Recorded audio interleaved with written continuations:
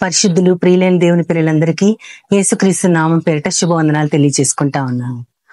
ఆశ్చర్యమైన ప్రేమ, కల్వరిలోని ప్రేమ, మరణము కంటే బలమైన ప్రేమ, నన్ను జయించు నీ ప్రేమ, మరణము కంటే బలమైన ప్రేమ, నన్ను జయించు నీ ప్రేమ, ఆశ్చర్యమైన ప్రేమ, పరమును వీడిన ప్రేమ, ధరలో పాపిని వెదకిన ప్రేమ, పరమును వీడిన ప్రేమ, ధరలో పాపిని వెదకిన ప్రేమ, నన్ను కరుణించి ఆదరించి సేదదిచ్చి నిత్య జీవమిచ్చి, నన్ను కరుణించి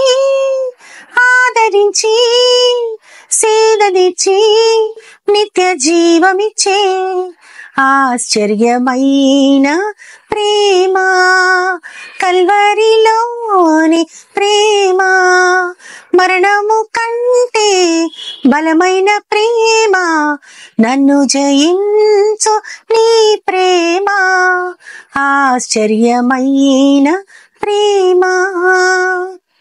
దేవుడు నిజంగా ఆశ్చర్యకరుడు. ఆశ్చర్యకరమైన ఎన్నో అద్భుత కార్యాలు ఆయన తన ప్రజల కోసం చేశారు. అవి మనందరికీ కూడా తెలుసు. అసలు ఆయనకి పెట్టబడిన పేరే ఆశ్చర్యకరుడు. ఒకానొక పేరు ఆశ్చర్యకరుడు. అటువంటి దేవుడు పాత నిబంధన గ్రంథంలో మనం యెషయా గ్రంథం 59వ అధ్యాయం 16వ వచనంలో చూస్తే, ఆయన సంరక్షకుడు లేకపోవుట చూచెను, మధ్యవర్తి లేరు కాబట్టి ఆయన చూసి ఆశ్చర్యపోయారు అని ఉంటది. అంటే సంరక్షకుడు అంటే తన ప్రజలు తన మాట వినకుండా, తను చెప్పిన మార్గంలో నడుచుకోకుండా అనేక విధాలైన బాధలు పొందుతూ, వారు ఏ మంచి కార్యము చేయలేక అన్ని కూడా చెడు కార్యాలే చేస్తూ, వారికి ఒక నీతి లేక ఎంతో బాధలు పడుతూ ఉన్న టైంలో యెహోవా దేవుడు వాళ్ళని దృష్టించినప్పుడు వారిని రక్షించేవాడు ఒక్కళ్ళు కూడా లేరు, వాళ్ళకి అసలు మధ్యవర్తి లేడని ఆయన ఆశ్చర్యపోయాడంట. ఆ మధ్యవర్తిని ఆ తర్వాత కాలంలో యేసుక్రీస్తు అనే పేరు మీద తన కుమారుణ్ణి ఈ లోకానికి మధ్యవర్తిగా పంపించారు.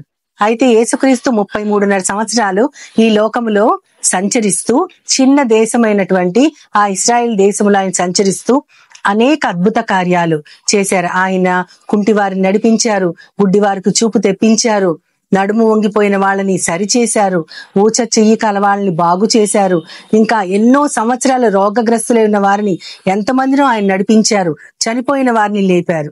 ఎన్నో అద్భుత కార్యాలు చేసి ఈ సృష్టి మీద, మనుషుల మీద, వారి ప్రాణం మీద, అన్నిటి మీద తనకు ఆధిపత్యం ఉందని ఆయన నిరూపించుకున్నారు. అప్పటి కాలంలో ఆయన అక్కడ ఉన్నారు. వారందరికి అది నిరూపణ కావాలని, తానే మెస్సయ్య అని, ఎదురు చూస్తున్నవాడు దైవ కుమారుడు తానే అని ఆయన చూపించడానికి అనేక కార్యాలు చేశారు.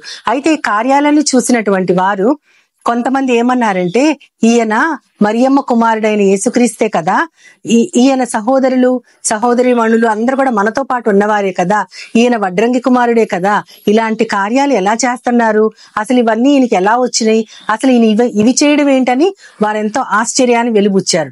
అప్పుడు మార్కు సువార్త 5వ అధ్యాయం 6వ వచనంలో ఆయన వారి అవిశ్వాసానికి ఆశ్చర్యపడ్డాడు అని ఉంటది. అంటే యేసుక్రీస్తు ఆశ్చర్యపడిన సంఘటనలు 1, 2 ఉన్నాయి.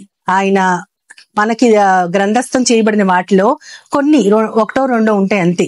అందులో ఆయన ముఖ్యంగా నేనెప్పుడు చాలా విస్మయానికి గురయ్యేది ఏంటంటే, ఆయన ఆశ్చర్యపడింది వారి అవిశ్వాసానికి.